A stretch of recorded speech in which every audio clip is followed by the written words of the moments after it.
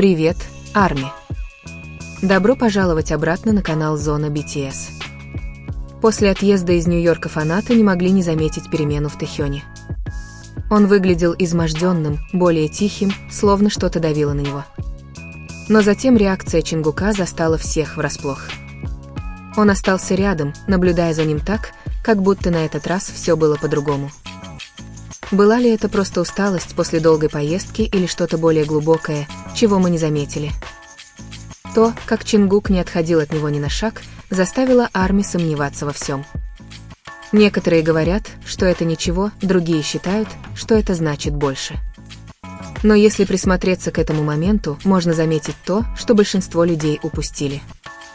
После возвращения из Нью-Йорка атмосфера вокруг Тэхёна стала немного другой, словно энергия, которую он обычно излучал, немного поутихла, и это заметили окружающие. На первый взгляд это было не очевидно, но чем чаще мы повторяли этот момент, тем больше он бросался в глаза. Его движения казались медленнее, выражение лица мягче, но в то же время тяжелее, словно он держал в себе что-то невысказанное. Фанаты начали пересматривать каждую секунду, выискивая подсказки, скрытые в мельчайших деталях. Ситуацию еще больше заинтриговало присутствие Чингука. Он не делал ничего особенно заметного, но каким-то образом это придавало моменту еще больше смысла.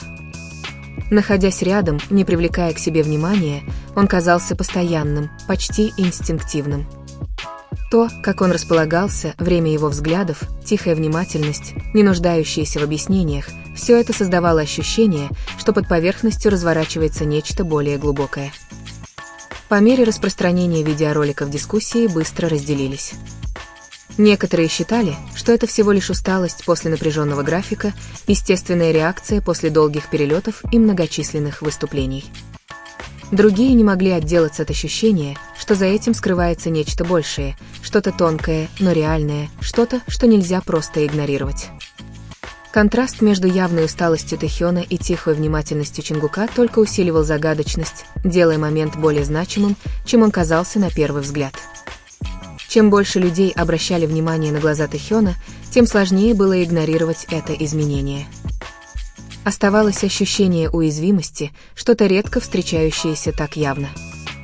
Это не было драматично. Это не было постановочно. И, возможно, именно поэтому это так глубоко затронуло зрителя. Это казалось реальным, нефильтрованным и мимолетным моментом, который не предназначен для анализа, но который невозможно игнорировать. Тем временем поведение Чингука продолжало вызывать любопытство. Не было никакого грандиозного жеста, никакого четкого действия, которое бы определяло то, что видели люди. И все же его присутствие само по себе, казалось, говорило достаточно. Это было в постоянстве, в тонкой близости, в тихом способе, которым он оставался в курсе присутствия Тэхёна, не пытаясь это показать. Для многих именно это делало все таким напряженным. Дело было не в том, что было показано, а в том, что чувствовалось. По мере того, как момент привлекал все больше внимания, теории только усиливались. Некоторые зрители убедились, что это один из тех редких проблесков чего-то подлинного, чего-то, выходящего за рамки игры или рутины. Другие оставались скептиками, призывая не придавать слишком большого значения этому короткому взаимодействию. Тем не менее, разговор не замедлялся. Каждое повторение, казалось, открывало что-то новое, или, по крайней мере, что-то новое на ощупь. Что-то в моменте делало это еще труднее игнорировать. После Нью-Йорка, места, наполненного энергией, шумом и постоянным движением, контраст ощущался еще резче. Переход от той обстановки к этому более тихому, интроспективному моменту усиливал все ощущения. Дело было не только в том, что произошло, но и в том, когда это произошло. В конце концов, никто не мог с уверенностью сказать, что на самом деле означал этот момент. Возможно, это была просто усталость, мимолетное чувство, запечатленное в нужный момент. Или, может быть, это было что-то большее, что-то тонкое, не требующее объяснений. Но люди продолжали наблюдать не за ответом. Это была неопределенность. Ощущение, что что-то еще осталось невидимым, что-то недосягаемое, ожидающее, чтобы его заметили те, кто готов присмотреться повнимательнее. По мере того, как этот момент распространялся, повествование вокруг него становилось все более многослойным. Зрители уже не просто смотрели, они анализировали, сравнивали, замедляли каждый кадр, чтобы заметить то, что могло быть упущено в первый раз. Малейшие изменения выражения лица стали казаться значимыми. Каждый взгляд имел вес, каждая пауза допускала интерпретацию. То, что когда-то казалось простым возвращением после поездки, незаметно превратилось в нечто гораздо более сложное для определения. Присутствие Тэхёна оставалось в центре всего. Вокруг него царила непривычная тишина, не совсем отстраненная, но заметно отличающаяся от той энергии, к которой люди привыкли. Дело было не в одном выражении или конкретном моменте, а в его постоянстве. То, как рассеивался его взгляд, едва заметная тяжесть в его глазах, тишина, которая затянулась дольше, чем ожидалось, все это оставило впечатление, которое не исчезло легко. В то же время, Чингук. В тот момент его присутствие стало еще более притягательным. Чем чаще он возвращался к этому, тем яснее становилось, что его внимательность не была случайной. Во всем, что он делал, чувствовалась определенная ритмичность, тихая внимательность, которая, казалось, следовала за Тэхёном без перерыва. Он никогда не показывал этого, никогда не привлекал к себе внимания, и все же каким-то образом его стало невозможно игнорировать. Этот контраст между тонким действием и сильным воздействием заставлял людей говорить об этом. Предположения начали переходить от простого любопытства к более глубоким размышлениям. Некоторые стали задаваться вопросом, случались ли подобные моменты раньше, но оставались незамеченными, скрытыми в бесчисленных взаимодействиях, которые пролетали слишком быстро, чтобы их анализировать. Другие считали, что этот момент выделяется по какой-то причине, что в нем что-то было более реальным, более открытым, чем обычно. Неопределенность только усиливала его. Ситуацию еще больше обостряло то, насколько она была понятна. Без необходимости в контексте или объяснении, эмоции, стоящие за моментом, казалось, мгновенно устанавливали связь. Идея молчаливого понимания, того, что кто-то замечает без вопроса, того, что присутствия достаточно, это находило отклик за пределами экрана. И, возможно, именно поэтому было так трудно отвести взгляд. С течением времени появлялись новые ракурсы и монтажные решения, каждая из которых подчеркивала разные детали, разные интерпретации. Ни одна версия не рассказывала всей истории целиком, но каждая добавляла что-то к общей картине. Дело стало меньше в поиске истины и больше в переживании момента с разных точек зрения, каждая из которых была столь же убедительна, как и предыдущая. Тем не менее, один вопрос не исчезал. Если все увиденное было просто совпадением, почему это казалось таким преднамеренным? И если это было преднамеренно, что именно выражалось без слов?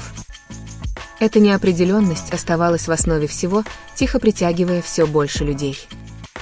Даже по мере развития дискуссии первоначальный момент никогда не терял своего воздействия. Он оставался в памяти тех, кто внимательно наблюдал, не потому, что давал ответы, а потому, что не давал. Он оставлял достаточно необъясненного, чтобы поддерживать любопытство, достаточно эмоций, чтобы сделать его незабываемым. По мере того, как внимание к моменту не угасало, начал формироваться новый слой любопытства.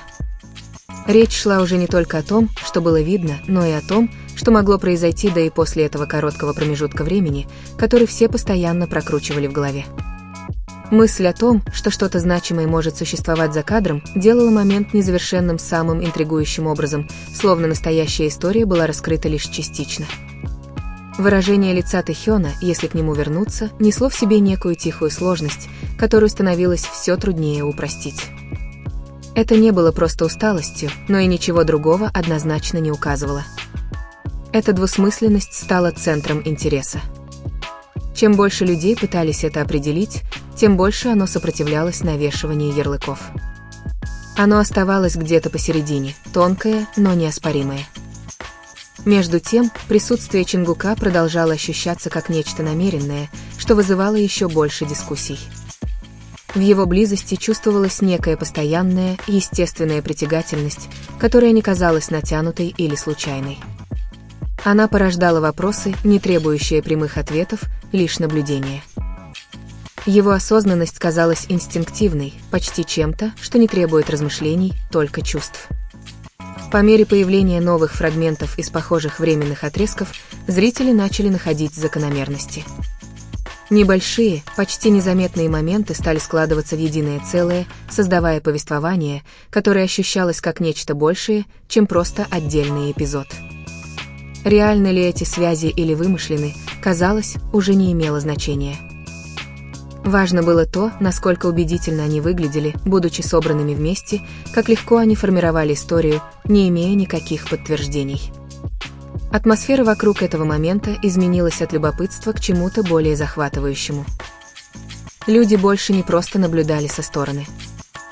Они были эмоционально вовлечены в возможность того, что что-то подлинное было запечатлено непреднамеренно. Это чувство подлинности, даже без доказательств, придавало моменту вес, который выходил далеко за рамки его продолжительности.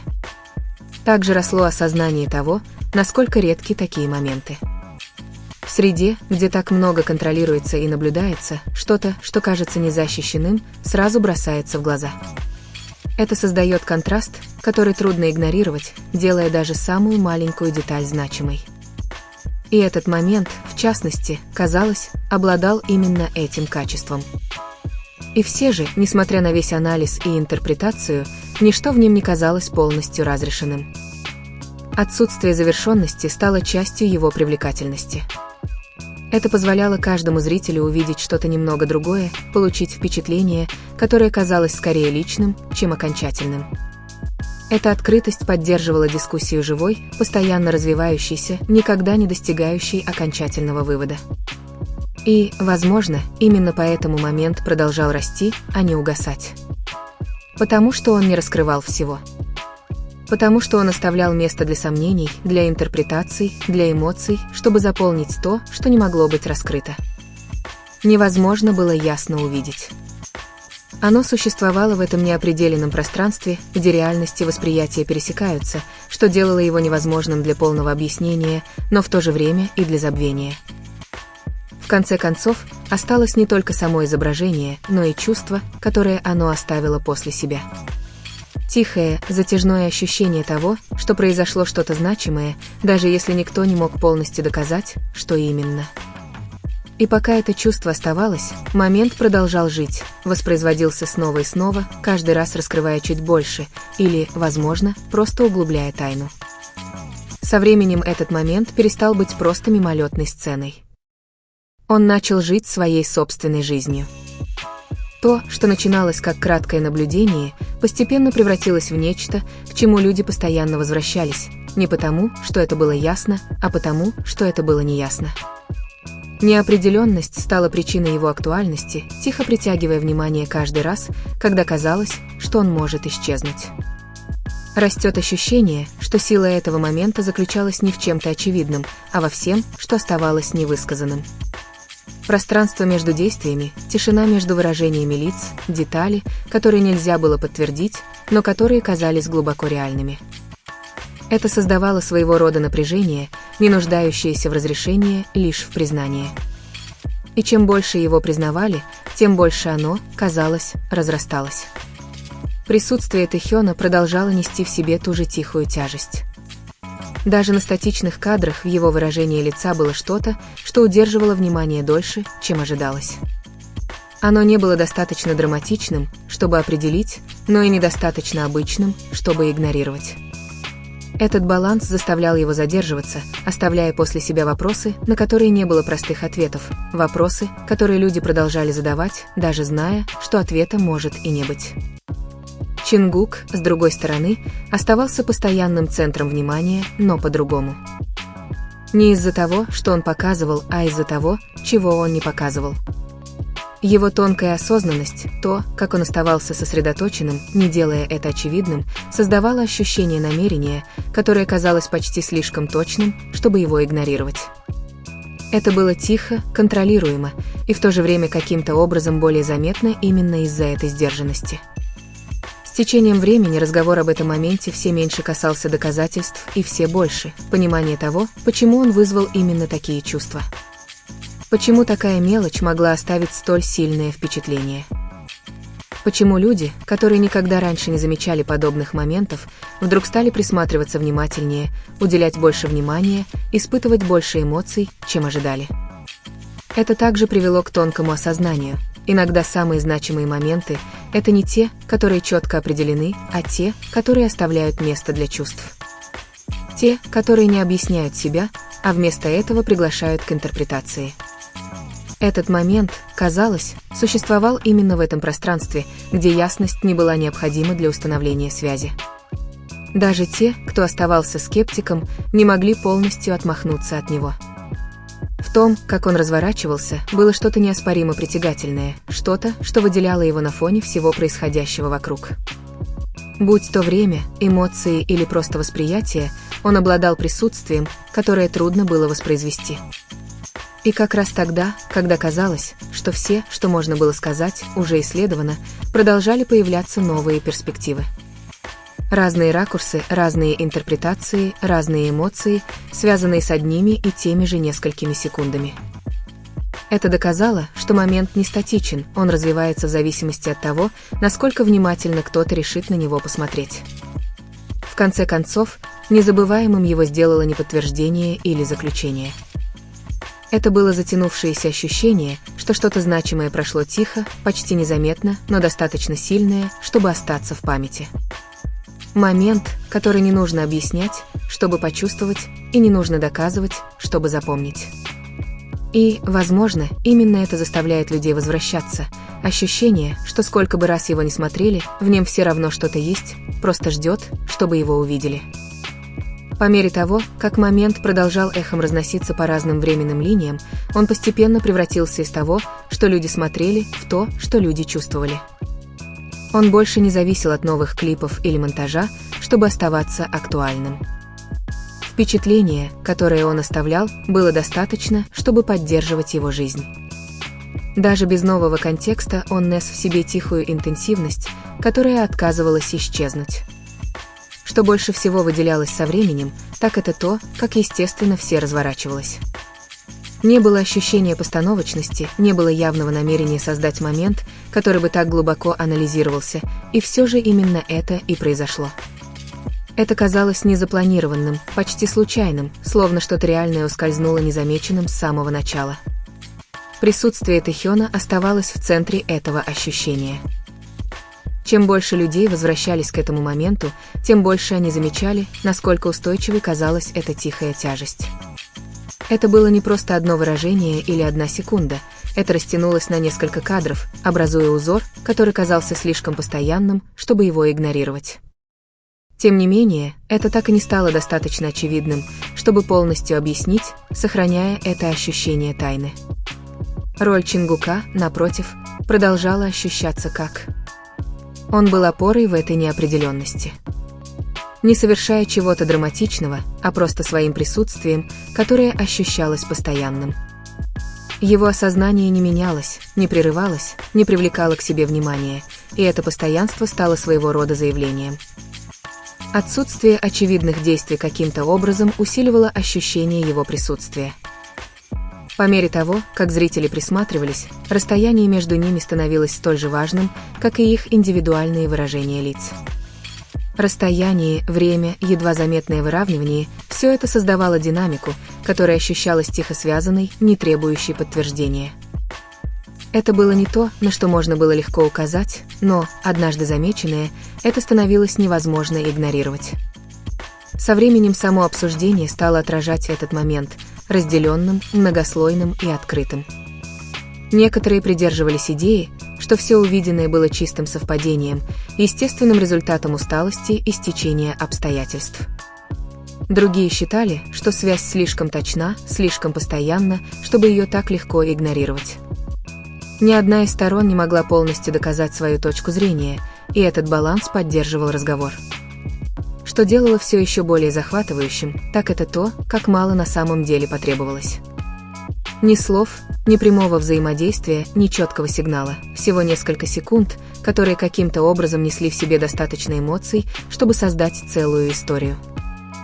Это показало, насколько мощной может быть тонкость, как что-то тихое может произвести более сильное впечатление, чем что-то очевидное. И даже когда появлялся новый контент, ничто, казалось, не могло заменить этот момент. Он оставался особенным, нетронутым всем, что последовало за ним. Не потому, что он был больше или яснее, а потому, что он ощущался по-другому, и это ощущение было невозможно повторить. В конце концов, осталось не заключение, а чувство, которое оставалось чуть ниже поверхности, ощущение того, что в этом коротком промежутке времени существовало что-то значимое, даже если это никогда не предназначалось для такого восприятия. И пока это чувство оставалось, момент никогда полностью не исчезнет, он будет только усиливаться каждый раз, когда кто-то решит присмотреться повнимательнее.